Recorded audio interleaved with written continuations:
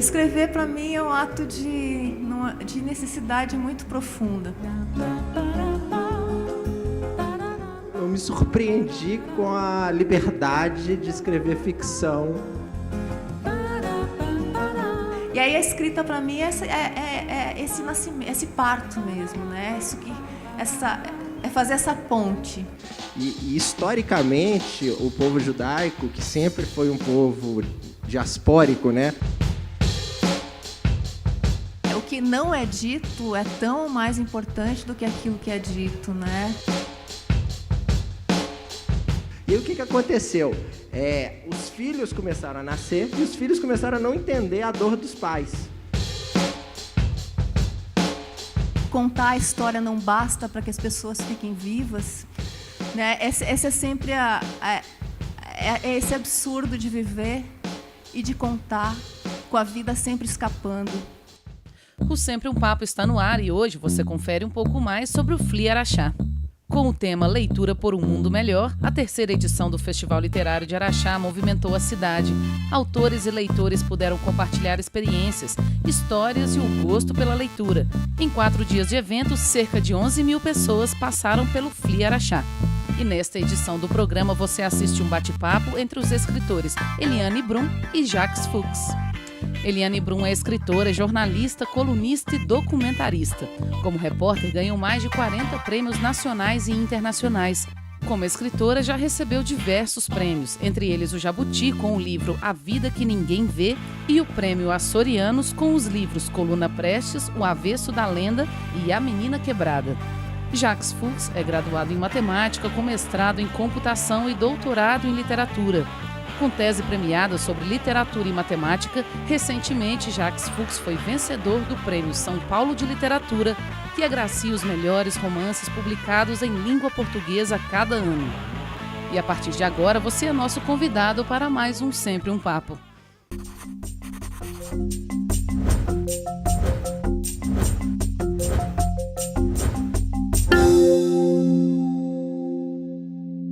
O tema do nosso debate é a literatura no centro, o jornalismo ao redor.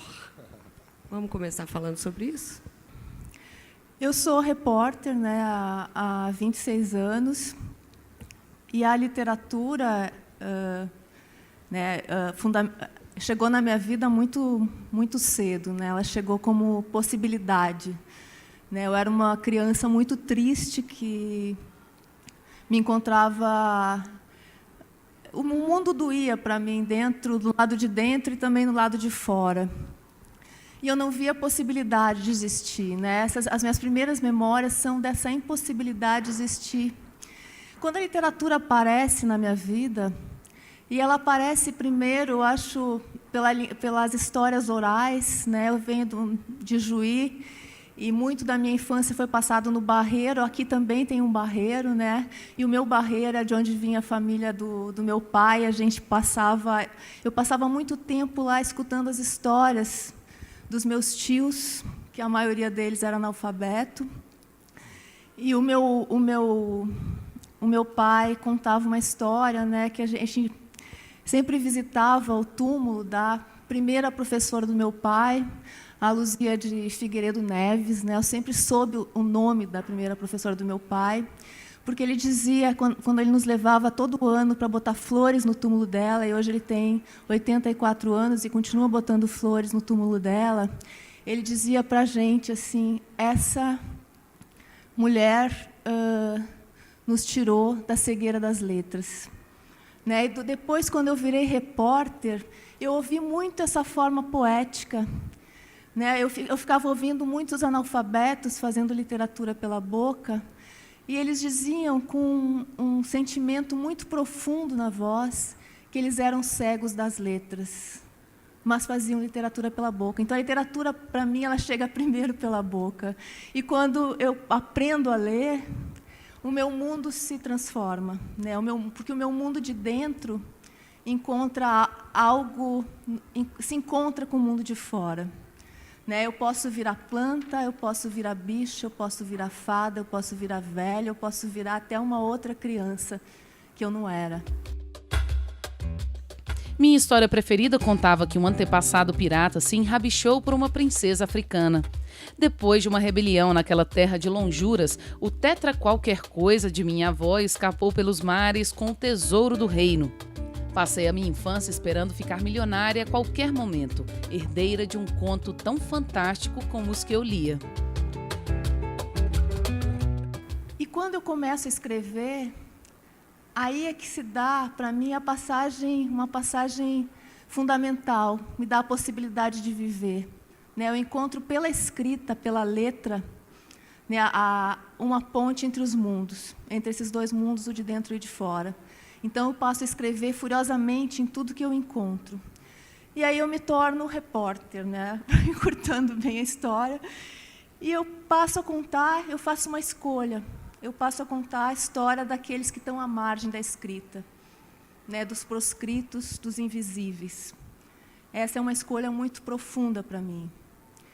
E aí, dando mais um salto na minha história, de 2008 a 2010, eu começo a trabalhar na reportagem com a questão da morte. Não a morte que, em geral, a imprensa cobre, que é a morte violenta, a morte de bala perdida, a morte por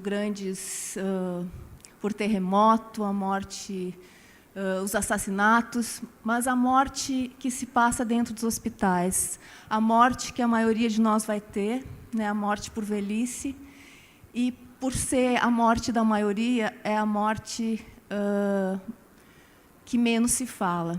E a gente perde muito por silenciar sobre a morte, a gente perde uma grande possibilidade de pensar sobre a vida. E aí, nesse momento, eu acompanho os últimos 115 dias da vida de uma mulher que tinha um câncer incurável. Ela me dá essa possibilidade, talvez seja a pessoa no mundo que mais tenha confiado em mim, porque ela me deixou testemunhar e contar uma história que ela jamais leria. A minha história só seria contada depois da morte dela. A partir desse momento é que eu me torno também ficcionista. E aí eu preciso, de novo, de uma outra voz para mim, e é essa voz da ficção que eu preciso criar.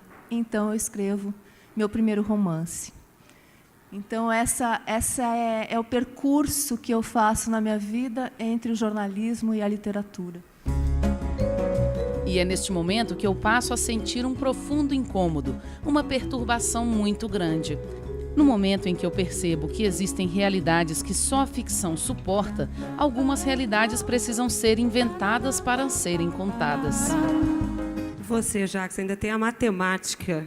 Eu não sou jornalista, Eu acho que eu não tenho absolutamente mas dá aula nenhum conhecimento sobre jornalismo, Apesar de, na área literária, tem a parte do jornalismo literário, que sempre me interessou de alguma forma. Eu acho que uma das áreas da literatura tem a área do jornalismo literário, que é bem interessante, Mas a minha vida também, na verdade, eu sou matemático, meu mestrado é em computação e meu doutorado, que foi em literatura. E eu acho que eu não sei, eu estava pensando enquanto a Eliane falava, dessa possibilidade, desse encontro seu com o mundo das letras, que você foi criada talvez num mundo que as pessoas não conheciam essas letras e de repente você encontra esse mundo. E eu pensei justamente o contrário. Eu fui criado num mundo que, eu sou judeu, a minha família toda é judia, veio todo mundo de longe, fugindo, e eu acho que a cultura judaica tem essa história, que vocês já devem ter ouvido falar, do povo do livro, Então, eu sempre via o livro como um objeto de fetiche, assim, para mim. E, historicamente, o povo judaico, que sempre foi um povo diaspórico, e eu acho que essa questão judaica é uma questão que já acontece há muito tempo. É um povo que não tem lar, que historicamente sempre foi expulso da onde viveu, e é um sentimento meio de eu estou perdido, eu sou perdido, eu tenho minhas raízes brasileiras, mas eu não tenho nada de brasileiro. Então, esse povo se agarra a um livro, que é essa Bíblia, ou que é a instrução. Porque um povo que não tem lar, um povo que tem sempre que ficar fugindo, ele é um povo que pode se dedicar a duas coisas, né? E é isso que as famílias acabam educando os filhos, é se dedicar à cultura, né? ao mundo acadêmico, né? aos livros, a escrever aos livros, ou então ao comércio, né? Meu avô, por exemplo, saía com uma malinha de roupa para comprar e vender roupa pelo interior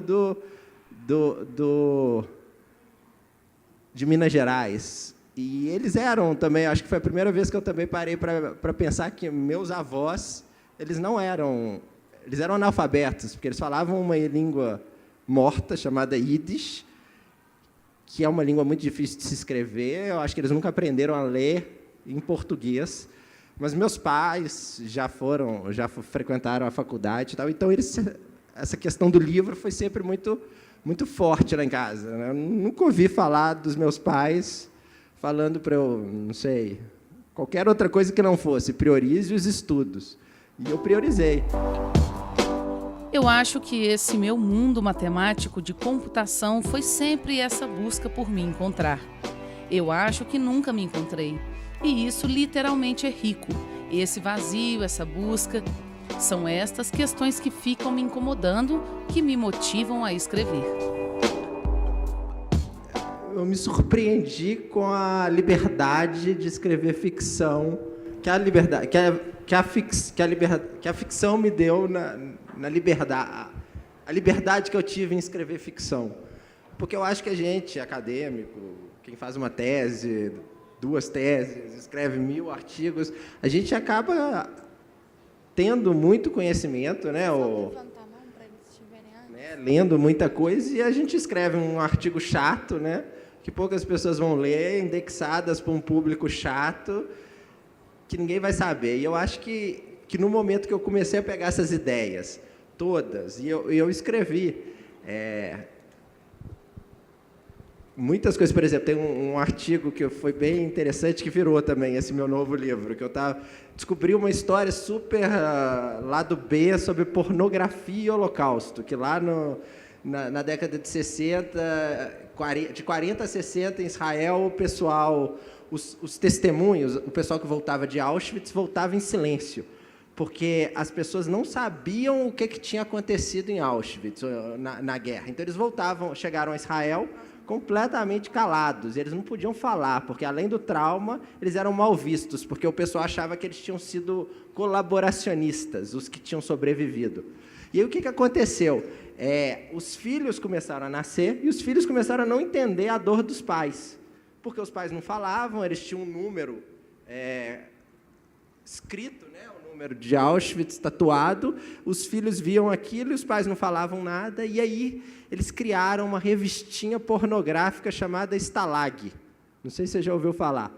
Uma revistinha que circulou na década até 61, eu vou explicar por que até 61, circulou em Israel, nessa comunidade, uma revistinha, eu tive acesso a alguma delas, que a capa dessa revistinha eram os SS, que eram esse pessoal alemão, né, do exército alemão, talvez o mais cruel, e, na verdade, para esse pessoal, esses SS eram mulheres super bonitas e sensuais que estupravam sensualmente os prisioneiros. E eles tinham tara com isso. E foi uma venda na época de 50 a 60, de quase 1 milhão de livros. Imagina a proporção disso. Aí foi proibido pelo Estado, e não sei o quê. Então, eu escrevi um artigo acadêmico sobre isso, que é o que se faz também. Aí eu transformei. Por que até 61? Em 61 foi o Tribunal de Eichmann. O Eichmann foi aquele braço direito de Hitler, que cuidou da solução final. E aí foi quando eles sequestraram o Eichmann em Jerusalém e levaram ele para Israel e fizeram o Tribunal de Eichmann. E o Tribunal de Eichmann, todo mundo sabia, foi super criticado, a Hannah Arendt, quem conhece, criticou, mas a questão política do Tribunal de Eichmann foi convidar todo mundo que participou do Holocausto para falar a sua história. E eles foram falando, foram meses e meses das pessoas falando, não que o cara não estava condenado à morte, mas as pessoas foram falando, e naquele momento foi tipo comoção geral. Todo mundo começou a entender o que tinha acontecido. E eu falei, pô, essa história é tão maravilhosa, literariamente, né? E aí eu transformei isso com uma liberdade muito maior. Eu me sinto estrangeira a tudo, né? A literatura e o jornalismo fazem todo sentido nisso, né? Quando eu passo a escrever, que eu ganho um corpo na letra, isso é fundamental para mim. Esse corpo também é faltante, né? Esse corpo também nasce tão dilacerado quanto o outro.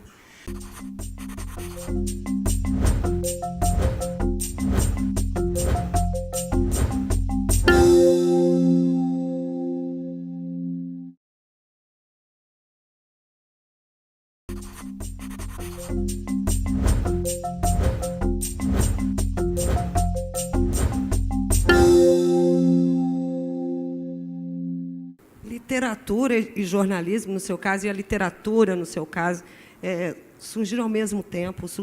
Surge como uma busca pessoal, eu digo. Eu vou ser escritor, vou ser jornalista. Ou não, aquilo foi surgindo a partir da busca. Para mim foi surgindo a partir da busca, né? O Fux estava falando de não ter um lugar. Eu me sinto estrangeira em todos os lugares. E eu me sinto também estrangeira em todas as minhas vozes, né? Às vezes me pedem, afinal, o que tu é? Se eu souber algum dia responder o que eu sou, já não vai mais fazer sentido, né? Eu sou um perder-se de mim. E eu ando, né, fluida por essas vozes pelas quais eu me expresso, né? Então, eu preciso de todas as minhas vozes. Ao mesmo tempo, né, aquele não ter um lugar para cair morto, para mim é muito curioso, porque quando eu vivi essa experiência com a morte e acompanhei esse morrer dessa mulher que se chamava Ilse, assim que ela morreu e que eu escrevi a história dela, eu fiz uma viagem de volta a Ijuí, ao Barreiro, com um objetivo muito fixo, que era de comprar o meu túmulo. Porque se eu sou estrangeira a tudo, eu queria ter aquele lugar, o lugar onde a minha família perdeu a cegueira das letras, que seria o meu lugar da morte. Então, eu comprei um túmulo no mesmo cemitério da Luzia, e aí tem toda uma dinâmica de comunidade rural do interior. Meu túmulo custa R$15 por ano que eu pago, e uma vaca que eu tenho que doar, né, no dia da padroeira, que é no final do ano. Então, o túmulo eu comprei, dei uma vaca, né, o preço equivalente a uma vaca, porque eu não tenho vacas, e comprei o meu túmulo, né.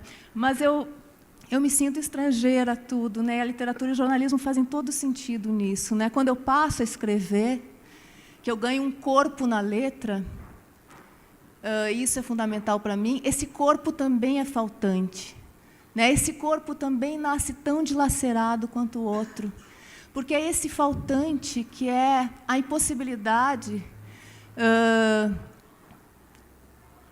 de que a vida caiba nas palavras, né? Contar a história não basta para que as pessoas fiquem vivas, como tu conta a fome, né? Porque eu entrevisto e conto a história de muita gente que passa fome.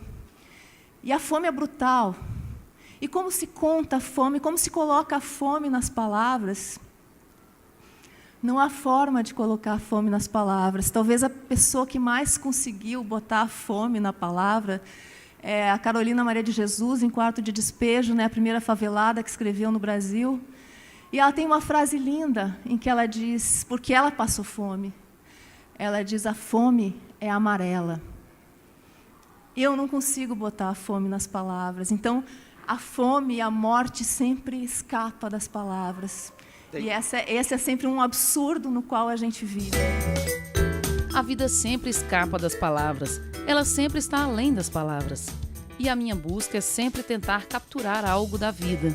É esse absurdo de viver e de contar histórias com a vida sempre escapando. Escapando de forma subjetiva, simbólica, porque ela não cabe nas letras, é sempre uma angústia. Tem um escritor que na verdade, ele trouxe essa história da literatura de testemunho. O que é a literatura de testemunho? É quando você você quer falar você quer escrever, você escreve sobre alguma questão traumática. E a questão traumática, quando você escreve, ela é muito permeada de muitos vazios e de muitas lacunas. Então, essa literatura de testemunho, ela se funda com os sobreviventes do Holocausto.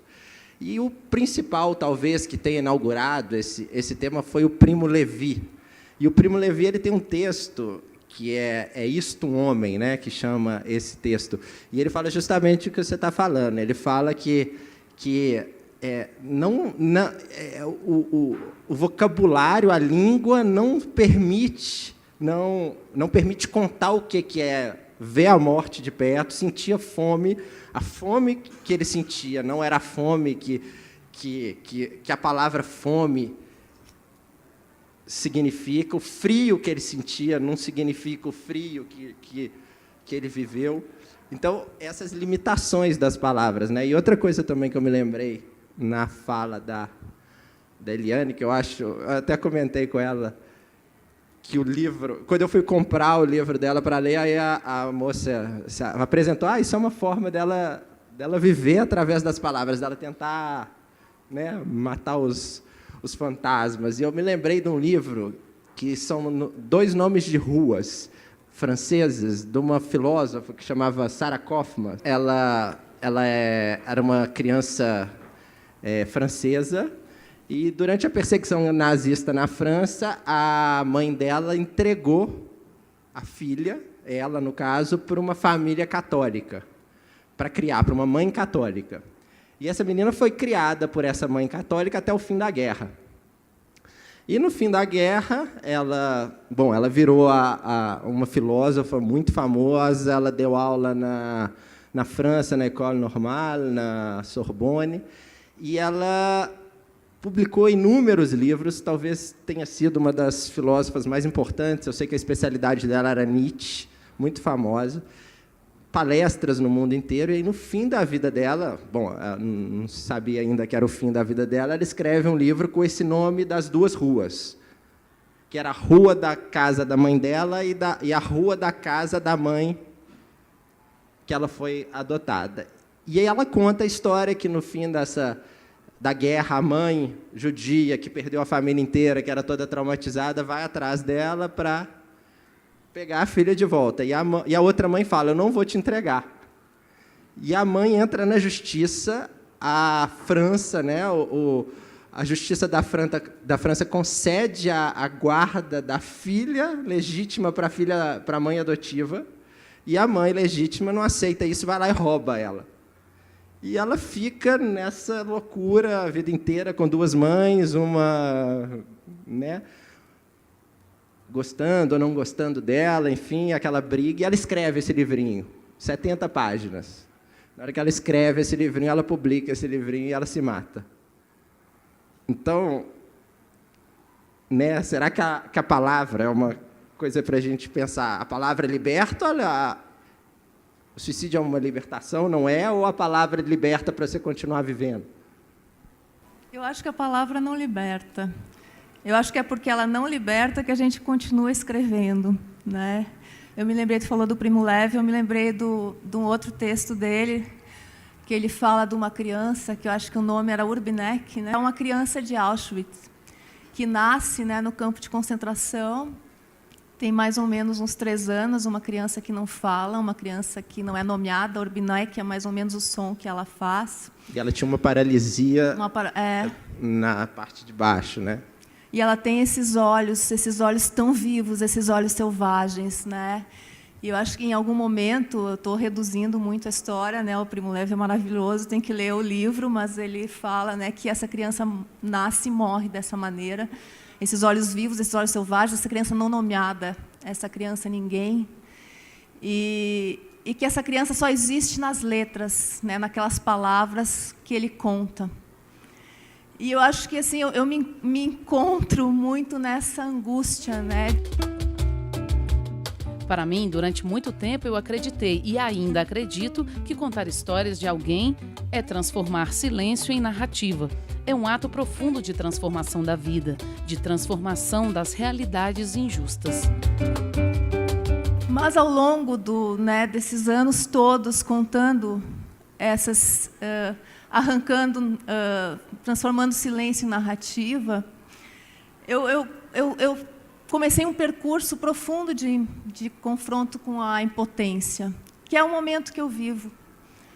Né? Esse livro, Meus Desacontecimentos, ele é a história disso. Né? Ele acontece a partir do momento em que eu vou fazer uma matéria sobre doença de Chagas na Bolívia. A Bolívia é um dos países com mais chagas no mundo, e eu vou a aldeias em que as crianças, em que 70% da população tem chagas. Eles chamam o barbeiro, né, o vetor, o inseto vetor, de vinchuca. Né? Vinchuca é quase uma onipresença na vida deles. Né? Para vocês terem a ideia do que é a vinchuca, do que é o barbeiro nessas comunidades, são milhares em cada quarto de palha daquelas casas. E quando esses barbeiros, quando anoitece, esses barbeiros caem sobre as pessoas. Né? Uma das mulheres que eu entrevistei, a Cristina, ela dizia de forma muito poética também que o som dos barbeiros era o som da palha seca do milho ao vento. E a Cristina me dizia: meus 2 irmãos morreram de chagas ainda criança. E eu ficava pensando, mas como assim? Né? Porque chagas leva muito tempo para matar. E aí ela me explicou que eles morreram engasgados. Né? Tinha tanta vinchuca que eles engoliram as vinchucas e morreram. Então, é nesse nível que eu estou falando. E nessa reportagem, eu me liguei muito profundamente com uma menina chamada Sônia, de 11 anos, que era uma menina linda, mas com olhos de velha. Né? Eu sempre digo que eu fui descobrindo, né, também nessas andanças, que quando uma criança tem olhos de velha, é porque aconteceu um crime ali. E o crime com a Sônia é que ela convivia cotidianamente com a possibilidade concreta de morrer. Nós todos sabemos que a morte é uma condição humana, mas a gente não lembra disso todo dia. A Sônia precisava lembrar. E quando eu vou me despedir dela, ela me agarra pelos braços e diz: não me deixe morrer. E era um pedido para mim. E naquele momento eu vi que os meus olhos, eu sempre olho diretamente para os olhos das pessoas. E naquele momento eu não pude, porque eu percebi que contar a história da Sônia não salvaria a vida da Sônia. Né? Então, quando eu volto para São Paulo, caio nesse buraco, né, que é esse buraco de impotência, né, de que contar a vida não salva a vida, concretamente.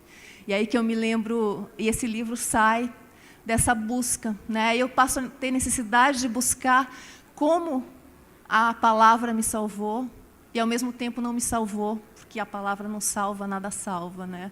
Ela salva para depois, novamente, nos jogar no abismo. Né? Então, esse livro... ele é um pouco desse percurso no qual eu continuo mergulhada. A morte é um mundo sem palavras. E é curioso que minha primeira lembrança seja a morte, como se eu tivesse nascido morta e a vida só tivesse acontecido alguns anos depois, quando eu já era um zumbi crescido. Né? Porque a nossa vida é a nossa primeira ficção. Né? A gente inventa uma vida, não no sentido de uma mentira.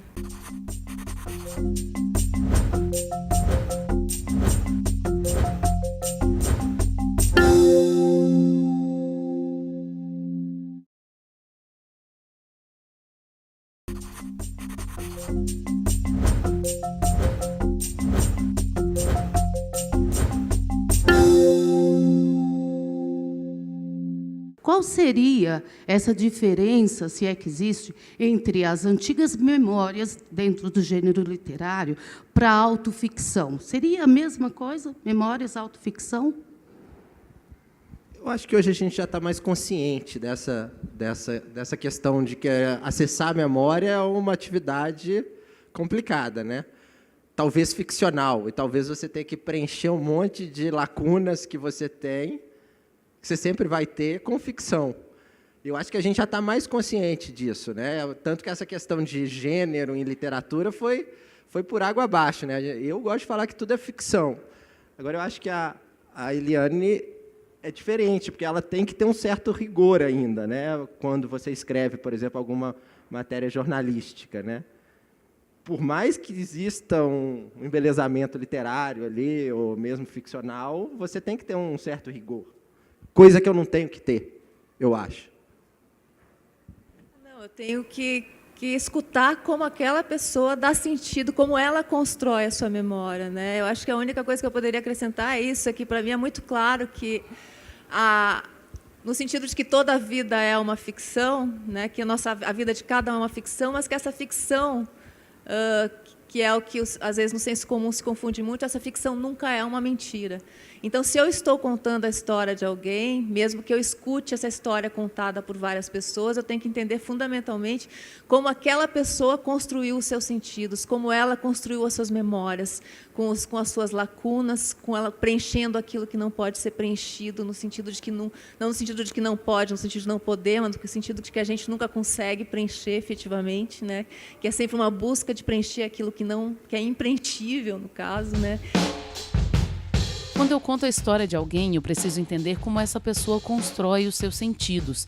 Não como algo definitivo, mas como algo que será perdido logo adiante e novamente recosturado. Uma constante reconstrução de sentidos e perda de sentidos que é a vida de todos nós. Você fala de um dilema que muitos jornalistas vivem e você fez a opção, em algum momento, por ser essa observadora dessa dor. Teve um momento aí da encruzilhada em que você fez essa escolha? A escolha de contar essas histórias e não outras? De contar essas histórias da forma como você conta. Eu não consigo identificar um momento. Eu acho que desde sempre eram essas histórias que fazia sentido contar. Talvez a grande pergunta que me move ao longo da vida é justamente como as pessoas dão sentido à sua vida. Né, como nós damos sentido à nossa vida, em geral, nus e com tão pouco. Né, porque a nossa vida é a nossa primeira ficção. Né, a gente inventa uma vida, não no sentido de uma mentira, mas no sentido de profundas verdades. Né, como a gente constrói sentidos para a sua vida. E eu queria saber como as pessoas davam sentido para a sua vida. Essa foi a minha grande busca. E aí chegou nesse momento, né, que foi 2011, que aí aparece esse outro impasse, né, para mim, que é ter que conviver com a minha impotência, né, que é a impotência, eu acho que de todos nós, né, é potência e impotência ao mesmo tempo, né, é o possível e o impossível ao mesmo tempo, que de forma nenhuma tira o poder enorme de se contar uma história que eu continuo acreditando profundamente, mas cada vez mais eu sinto essa morte que acontece concretamente, apesar da história contada. Né? Eu trabalho ultimamente, e há muitos anos, nas comunidades ribeirinhas da Amazônia Profunda, e que estão sempre ameaçadas, porque eles são os outros, né? Os outros que a gente não entende, que são diferentes e que podem viver de forma diferente. Né? Por exemplo, eu estava há algum tempo atrás, numa comunidade chamada Montanha Mangabal, no Tapajós. E essa comunidade tem uma história maravilhosa,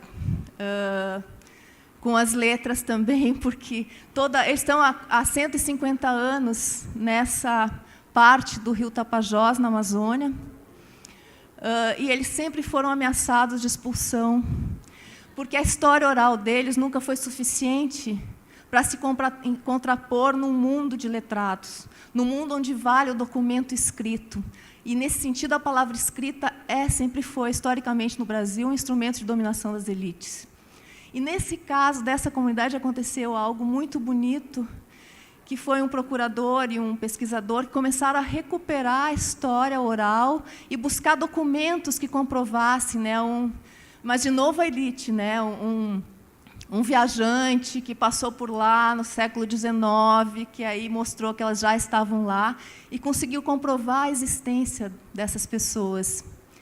E aí eles conseguiram permanecer na terra, e agora, de novo, eles estão ameaçados de serem expulsos. E de serem expulsos, no caso, é uma morte simbólica muito profunda, né, por causa das hidrelétricas que o governo quer botar no Tapajós. E aí eles me dizem assim, né, como Chico Caetitu, analfabeto, ele diz assim: eu não quero carro, eu não quero cesta básica, eu não quero TV, eu quero a floresta viva. Né? Ou seja, o que eles estão dizendo para a gente: eu não quero ser como vocês. Eu quero que respeitem o meu direito de ser diferente e viver a partir de outros sentidos. Mas eu sei que a chance deles viverem é muito pequena. Né? E eu me lembro de e as mortes, elas não são só de pessoas, né? Esse excepcionalismo humano, né, que o humano vale mais que todas as outras espécies, que é algo que a gente tem que mudar muito profundamente dentro de nós. Eu me lembro de estar no Tapajós, aquele rio maravilhoso, e as tartarugas já todas atrapalhadas por causa da mudança climática, que já não era hora de botar ovo, mas os sinais não estavam mais ali. E eu fiquei pensando daqueles bichos todos ali, né, naquelas árvores centenárias, e elas não sabem que o mundo delas vai acabar, né, que a gente vai acabar com o mundo delas, né? Então, essa convivência com a morte é escrita, né? A morte é contar a história, mas, ao mesmo tempo, ver morrer, né? Diante de mais um imigrante destituído de pátria e de letras, devastado por uma separação e uma saudade, ele pensou: como eu agora o invento, naquele momento ele inventou um M para mim. Generalizando, não tem pergunta que não se pode fazer. Mas quando tu vai entrevistar alguém, é um momento muito profundo, né, pelo menos nas reportagens que eu faço, né, de um pacto, né, de entrega, né, de aquela pessoa está me contando a sua história, que é algo muito grande. Então, também vai desse momento de sentir. Às vezes, uma pergunta não é possível, porque tu percebe que aquela pergunta pode ser destruidora para aquela pessoa. Tu precisa ir sentindo, né? Essa escuta, né? Essa escuta que é... O processo de escuta é esse, né? Tu se despir de si, se desabitar por um momento para ser habitado pelo outro, né? Para vestir a pele do outro, né? Esse, para mim, é o movimento da reportagem, é um movimento de escuta. Então, nessa escuta, tu precisa ser capaz de perceber também a pergunta que tu não pode fazer. E se eu não posso fazer, eu não faço. Assim como eu jamais insisto para alguém me contar a sua história, porque se a pessoa me disser que ela não quer, ela já disse, ela não quer. Né? Eu faço um exercício, né? Se tem um limite ético assim que eu posso generalizar, é esse, assim, antes de sair da minha casa para bater na casa do outro, eu faço exercício de me colocar no lugar do outro e saber se eu estivesse vivendo aquilo e se batessem na minha porta, eu abriria a porta primeiro e eu poderia responder aquela pergunta. Se para mim a resposta for não nos dois casos, eu não faço esse movimento, eu não faço esse gesto, porque eu não posso pedir para o outro aquilo que eu não posso dar.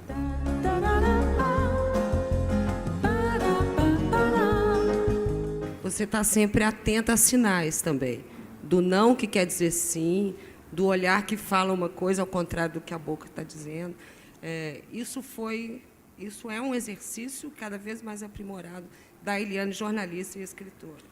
Esses sinais. É esse exercício da escuta, né? Quando eu falo escuta, não é a palavra falada, né? Não é aquilo que é pronunciado. É também a palavra pronunciada, mas a palavra é só uma parte disso, né? Por isso que eu jamais, assim, só em último caso, às vezes é necessário, eu faço uma entrevista por telefone, por exemplo, ou por e-mail. Porque a escuta precisa ser encarnada, né? Ela precisa... Às vezes, o que é dito, o que não é dito é tão mais importante do que aquilo que é dito, né? Assim como os cheiros, a textura, a forma como aquela pessoa se relaciona com a sua casa. Eu também sempre tento fazer as entrevistas na casa das pessoas, porque as casas falam para a gente, né? O que ela escolhe para botar na parede, quais são as fotos que ela escolhe e o que não está lá. Eu, em geral, quando eu vou para o mundo do outro, eu peço para o outro me mostrar, para aquela pessoa me mostrar aquele mundo. Porque eu preciso saber se ela vai me apresentar o seu mundo, o que ela me mostra e o que ela não me mostra. Por exemplo, uma coisa muito interessante que eu já observei né, quando eu vou fazer matéria em favelas, né, essa grande generalização que é a palavra favela, se tu pede para a pessoa, me mostra onde tu está vivendo, ela vai te dizer, a favela começa ali, depois da casa dela. Né? Isso me aconteceu várias vezes, não quer dizer que todos façam isso. Generalizações não combinam com reportagem, com a vida. Né? Mas acontece muito isso, a favela começa depois da casa dela. Aí tu vai naquela casa onde ela disse que começava a favela, e a pessoa que mora ali diz, não, a favela começa ali. E aí tu vai ali, e ela diz, não, a favela começa lá. Sabe? Então, tudo isso conta dessa relação, conta dessa história. Né? Então, isso é que eu chamo de escuta. Essa escuta que a gente faz com todos os nossos sentidos, encontrando todos os sentidos do outro. A ficção está lá nas profundezas abissais, né? Quem gosta, como eu, né, daqueles documentários da National Geographic, lá nas profundezas abissais dos oceanos, onde vivem aqueles peixes brancos e fantasmagóricos. Para mim, a literatura vive lá. Né? Eu tenho profundezas abissais e eu preciso deixar esses outros de mim emergirem. Né?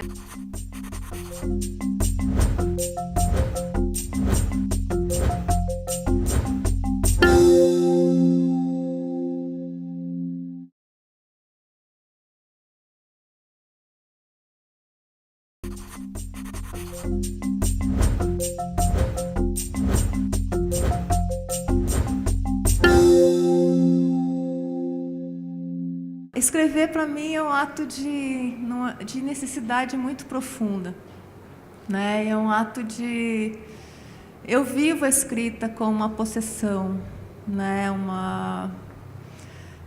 É isso que eu falava um pouco antes. Né? E aí são dois movimentos diferentes. Né? O movimento da ficção e o movimento da reportagem. Né? Porque na reportagem... Tu faz esse processo, né, de se despir de si, se desabitar para ir em direção ao mundo do outro. Quer dizer, se despir do quê? Dos teus conceitos, dos teus preconceitos, dos teus julgamentos, para entender qual é a experiência de ser e estar que é do outro. Né? Porque senão eu posso atravessar o mundo e ficar meses, mas eu vou contar apenas sobre mim mesma, né? Porque eu não consigo superar isso. Né? Então, isso exige é um movimento muito profundo e bastante desestabilizador, porque depois tu tem que empreender a viagem de volta, o percurso de volta, e tu já não é a mesma que foi. Né? E eu fico muito desestabilizada por esse processo. Quando eu volto para minha casa, seja no sentido literal ou no sentido simbólico, eu fico muito perdida num primeiro momento. E só então eu posso escrever. Né? Isso tudo está sendo gestado em mim, e eu não consigo falar para ninguém o que eu vivo. Né? O João, meu marido, está aqui, ele sabe disso. Eu fico, às vezes, mais de mês fora de casa e volto e pergunta como foi. Não posso falar como foi, só depois de escrever. E aí a escrita, para mim, é esse nascimento, esse parto mesmo. Né? É fazer essa ponte. E aí, e na ficção, né, que essa outra experiência é diferente, né? Tu também precisa se desabitar, mas se desabitar para ser possuída, ser habitada pelos outros de si, né? Por aqueles que moram nas tuas... Né? Eu digo, a literatura, a ficção está lá nas profundezas abissais, né? Quem gosta, como eu, né, daqueles documentários da National Geographic, lá nas profundezas abissais dos oceanos, onde vivem aqueles peixes brancos e fantasmagóricos. Para mim, a literatura vive lá. Né? Eu tenho profundezas abissais e eu preciso deixar esses outros de mim emergirem. Né? Sempre essa alteridade, de alguma maneira. Né? E aí, a escrita... As palavras vêm daí, mas eu não sei como elas vêm. A palavra escrita me encarnou em um corpo onde eu podia viver. O corpo, letra. Ao fazer marcas no papel com a ponta dura da caneta, entrei no território das possibilidades. Fui salva pela palavra escrita quando comecei a ler. E, talvez, em definitivo, quando escrevi. Eu não acredito na memória, na minha memória, né? Nesse sentido, nessa responsabilidade enorme de contar uma outra vida. Agora que eu estou no outro lado, né, eu fico apavorada quando vem alguém me entrevistar e não anota nada. Eu disse, mas tu não vai anotar alguma coisa? Né? Porque assim, eu também não confio na memória dos outros para contar a minha vida. Então eu anoto, eu faço o seguinte, Antigamente eu só anotava. Em 2007 eu fiz uma reportagem e perdi, enfim, saí dela com vários problemas na coluna e perdi um pouco uma parte do movimento do meu braço direito, que ele não é mais como antes. Essa é uma outra história, mas aí eu também gravo, porque hoje eu não consigo anotar tão rapidamente quanto eu anotava. Então hoje eu, em geral, né, quando é possível, eu gravo, depois eu transcrevo, mas o mais importante ainda é o meu bloquinho. Porque no meu bloquinho, quando eu anoto, eu reproduzo tudo que está acontecendo, não só o que a pessoa diz, mas os cheiros que eu vou percebendo, as expressões dela, se ela olha para o lado quando diz tal coisa, ou se eu acho que ela não disse, né, quando eu percebo que ela parou e não conseguiu dizer, tudo isso eu anoto, e anoto também os meus sentimentos. Então, quando eu vou ler aquilo para escrever, eu consigo reproduzir exatamente o que aconteceu, né, a partir do meu olhar. Então, as minhas reportagens hoje, e assim há bastante tempo, elas têm... O meu material bruto tem 400 mil caracteres, assim, para escrever. Elas são longas e elas são trabalhosas. E aí, quando eu vou escrever, eu leio todo esse material e faço uma seleção por cores, né? Eu ponho uma cor para aquilo que é o mais importante, uma outra cor para aquilo que eu acho que é bom, mas não tão importante. E aí eu vou fazendo várias gradações de cores, assim. Aí eu largo tudo isso e escrevo, porque eu não gosto de escrever olhando toda hora. Aí eu escrevo e depois eu volto para essas anotações e aí vejo se está exatamente da forma como ela disse, porque eu acho que isso é fundamental, né? A gente sabe na escrita que não existem sinônimos, né? Se uma pessoa, desde Freud a gente sabe que não existe, se uma pessoa disse uma palavra, aquela palavra e não outra, isso está nos dizendo alguma coisa, né? A forma como ela diz, a linguagem dela, né? Porque a linguagem é o primeiro mundo que a gente habita, né? Então tem que ter um profundo respeito por isso. Então eu volto e aí checo tudo, é assim que eu faço. Em algum momento eu fiz minha escolha, por ela, por mim. Essa escolha definiu o que sou. Acho que a literatura é uma forma de você abrir novos caminhos, novas possibilidades, novos mundos. Então, eu acho que esse livro, que é uma autoficção, mas em cada capítulo, esse personagem do livro ele abre possibilidades dentro da literatura. Então, cada capítulo, disfarçadamente, esse autor, esse personagem, ele vai falando das possibilidades da literatura, né? Eu brinco que lá em Belo Horizonte... Cada vez que a gente lê é uma descoberta, né? Eu acho que essa que é a questão. E eu acho que eu brinco também que aconteceu um caso meio complicado lá em Belo Horizonte, que um dos capítulos do livro é uma releitura da Divina Comédia. E a Divina Comédia, não sei se vocês sabem, os círculos do inferno Dante criou para colocar as pessoas que ele não gostava lá, né? E aí esse personagem faz a mesma coisa, ele coloca as pessoas que ele não gosta nesses círculos do inferno. Mas aí, eu acho que quem convive com os escritores, aqui está cheio de escritores, eu acho que as pessoas que convivem sabem que as histórias não são totalmente criadas do nada, né? Então, algumas pessoas em Belo Horizonte começaram a se achar nesse livro, né, nesses círculos do inferno. Então, teve alguns problemas, e o que eu achei mais legal foi que eles tentaram escrever um processo contra o livro. E eu acho isso genial. Imagina, o dia que a gente puder processar um livro de ficção. Vai ser genial, não vai? Assim, acabou a liberdade, né? Ou acabou a ficção, ou acabou a literatura. Eu acho que, no final, algum advogado deve ter falado que não caberia processo para um livro de ficção. Mas eu acho bem interessante. Eu acho que eu gostaria de receber um processo por um livro pela de carapuça vestida. Vamos falar dos próximos projetos. O que vocês estão fazendo de bom? Bom, o meu próximo livro é um livro muito sério, mas é sério mesmo, literariamente falando. E o livro chama Brochadas. Então, eu faço, na verdade, uma história, eu procuro a história dessa Brochadas. Tem um caso muito legal, só um pedacinho, que eu acho, por exemplo, São Santo Agostinho falando da brochada, né?